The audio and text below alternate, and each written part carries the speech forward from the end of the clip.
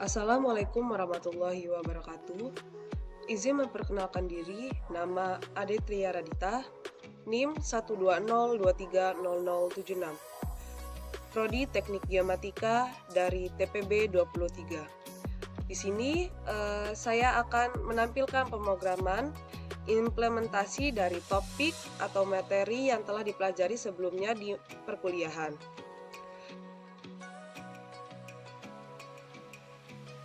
Membuat pemrograman tentang mencari luas bidang datar pada mata kuliah matematika dasar dan juga menghitung energi yang tersimpan dalam kapasitor dalam mata kuliah fisika dasar.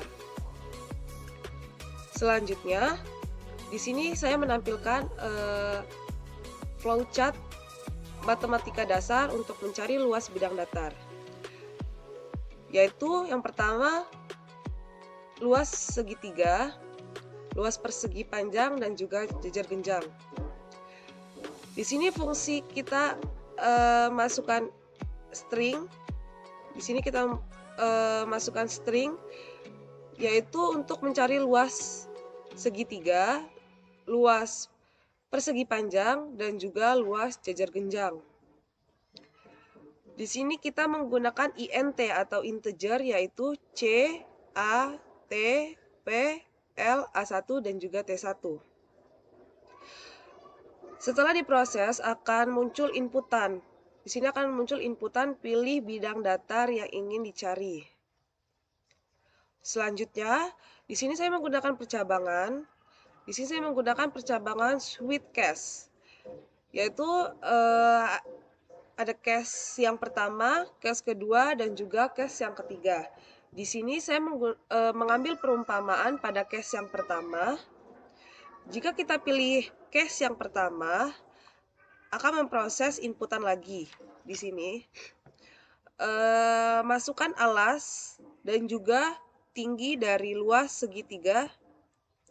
Setelah masukkan inputan, selanjutnya sistem akan memproses cara mencari luas segitiga dengan rumus setengah alas kali tinggi dibagi 2. Selanjutnya, setelah diproses, akan muncul output, yaitu luas segitiganya. Jika kita mengambil perumpamaan di case kedua atau case ketiga, kurang lebih cara pemrogramannya sama seperti case yang pertama yang saya jelaskan tadi. Selanjutnya, setelah nilai output luas segitiga keluar, akan diproses lagi di menu perulangan di sini. Jika kita milih pengulangan iya, maka akan kembali ke pemrograman pilih bidang datar yang ingin dicari. Selanjutnya, setelah kita memilih iya dan pilih bidang datar yang ingin dicari, lalu kembali ke menu percabangan, yaitu menggunakan switch case 1 dan case 2 dan juga case ketiga. Kita memilih yang mana yang ingin kita cari. Jika kita memilih perulangan no atau tidak, maka pemrograman akan selesai di sini.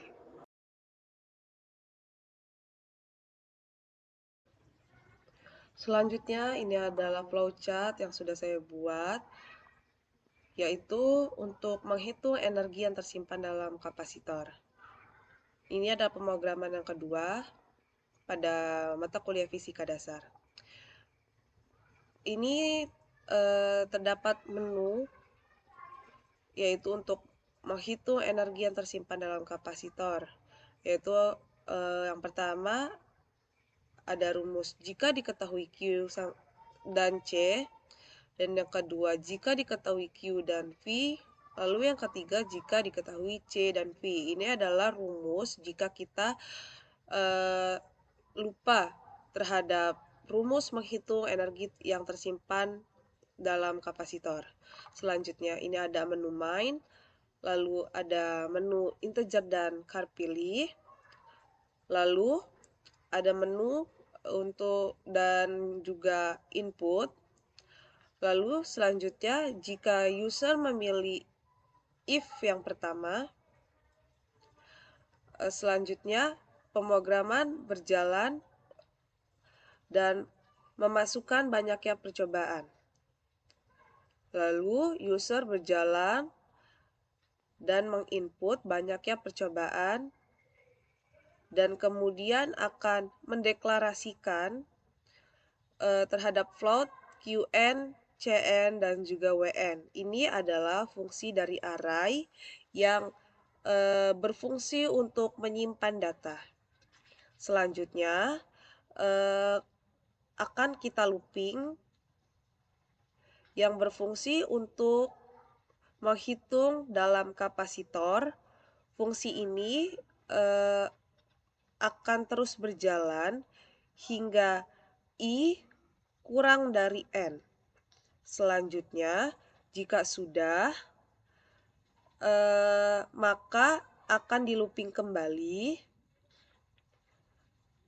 berfungsi untuk mengoutput nilai dari W. Selanjutnya, jika program akan menanyakan apa ingin kembali ke menu awal atau tidak, jika input lagi atau pilih iya, maka akan kembali ke menu input di sini. Lalu user akan memilih if yang pertama, kedua, ataupun yang ketiga. Selanjutnya, jika user menanyakan kembali apa ingin kembali ke menu awal, jika user memilih tidak, maka pemrograman akan selesai di sini. Jika user memilih if yang kedua atau if yang ketiga, pemrograman akan berjalan seperti yang saya jelaskan tadi pada if yang pertama. Selanjutnya, di sini saya sudah menampilkan pemrograman yang pertama yang telah saya buat, yaitu untuk menghitung energi yang tersimpan dalam kapasitor. Di sini ada int atau integer main. Ini merupakan fungsi utama pada program. Lalu yang kedua ada menu. Lalu ketiga ada sistem CLS, yaitu yang berfungsi untuk membersihkan layar kita. Lalu di sini ada cout, merupakan tampilan awal pada saat pemrograman dijalankan. Selanjutnya di sini user akan memasukkan pilihan yang pertama, kedua, ataupun yang ketiga dari sini. Lalu jika user di sini memilih pilihan yang pertama, ini adalah termaksud dalam fungsi percabangan. Maka pemrograman selanjutnya akan berjalan dari sini hingga ke sini, ini akan berjalan. Lalu user memasukkan di sini banyaknya percobaan N. Lalu volt di sini Qn, Cn, dan juga Wn. Ini adalah fungsi dari array. Lalu di sini ada fungsi for, yaitu int atau integer I sama dengan 0, program akan terus melakukan looping hingga I kurang dari N. Lalu di sini ada cout. Pemrograman ini akan mencoba memasukkan I plus 1. Di sini kita akan memasukkan percobaan yang ke 1, 2, ataupun 3, tergantung dari percobaan yang kita buat. Selanjutnya, di sini user memasukkan QI dan juga CI. Selanjutnya pemrograman akan memproses untuk menjadi energi yang terdapat pada kapasitor. Dengan rumus, yaitu dengan rumus ini. Dan selanjutnya di sini ada for, yaitu untuk menampilkan nilai W yang ini, untuk menampilkan nilai W yang ini ke percobaan yang pertama, kedua, ataupun yang ketiga. Selanjutnya di sini user menanyakan akan kembali ke menu awal atau tidak. Lalu jika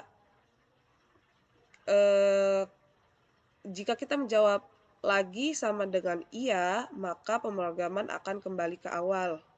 Jika lagi sama dengan tidak, maka pemrograman akan selesai hingga sini. Ini untuk pemrograman percabangan yang pertama. Lalu ini ada percabangan yang kedua,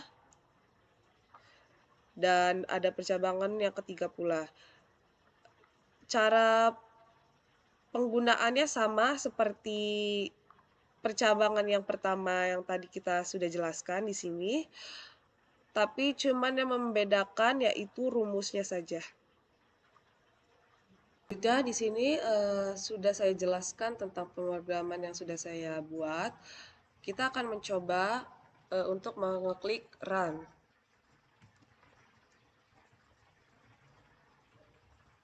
Nah, di sini akan muncul tampilan seperti ini, menu untuk menghitung energi yang tersimpan dalam kapasitor. Lalu sini ada pilihannya. Pilihan pertama, jika diketahui Q dan C. Lalu yang kedua, jika diketahui Q dan V. Lalu yang ketiga, jika diketahui C dan V. Lalu di sini ada masukkan pilihan Anda. Di sini saya akan memasukkan percobaan yang nomor 3, yaitu jika diketahui C dan V. Lalu kita tulis 3, lalu enter. Di sini ada masukkan banyaknya percobaan. Di sini saya akan masukkan banyaknya percobaan sebanyak 2 kali. Lalu enter. Lalu akan muncul percobaan yang pertama, masukkan masukkan nilai C. Di sini saya akan masukkan nilai yaitu 9. Lalu masukkan nilai V. Di sini saya masukkan nilai 14. Lalu enter, dan akan muncul percobaan yang keduanya, masukkan nilai C. Di sini saya memasukkan angka yaitu 6. Lalu enter, dan memasukkan angka V kembali, yaitu di sini saya memasukkan nilai 9. Lalu saya klik enter.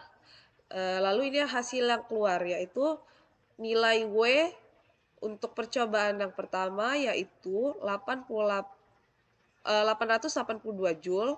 Lalu nilai W untuk percobaan yang kedua yaitu 243 Joule. Lalu user akan menanyakan kembali atau ingin kembali ke menu awal.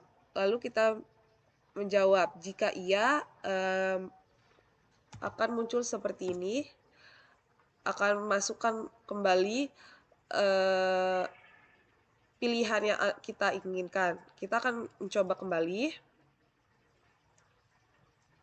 Sini saya akan memasukkan percobaan yang pertama, masukkan pilihan pertama saja. Masukkan percobaan yang pertama. Masukkan nilai Q-nya dan nilai C-nya. Nah, ini adalah hasilnya. Lalu kalau user kembali menanyakan apa ingin kembali ke menu awal, jika kita jawab tidak, akan muncul seperti ini.